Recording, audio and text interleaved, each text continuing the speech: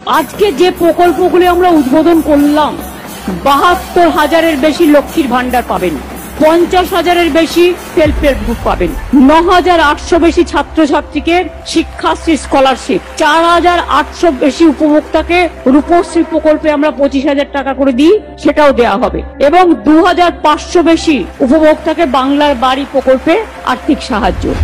বাংলা এবার ধান উৎপাদনে সারা ভারতবর্ষে ফার্স্ট হয়েছে। তাই মনে রাখবেন, কৃষক বন্ধুদের, ক্ষেত মজদুরদের আমি সবাইকে অভিনন্দন জানাই, এই মাটিকে আমি সম্মান জানাই। এই মাটি আমার সোনার মাটি, এ মাটি সোনার চেয়েও খাঁটি। এই মাটিতেই জন্ম নিল রবীন্দ্র নজরুল, একই বৃন্তে দুটো কুসুম, আলোকময় সে ফুল। তাই বাংলার ঘরে ঘরে নতুন প্রজন্ম হাল ধরো আজ ভারতের দরবারে। আমরা হারবো না, মাথা নত হবে না। বাংলা চলবে নতুন করে, বাংলা গাইবে নতুন সুরে। জয় বাংলা।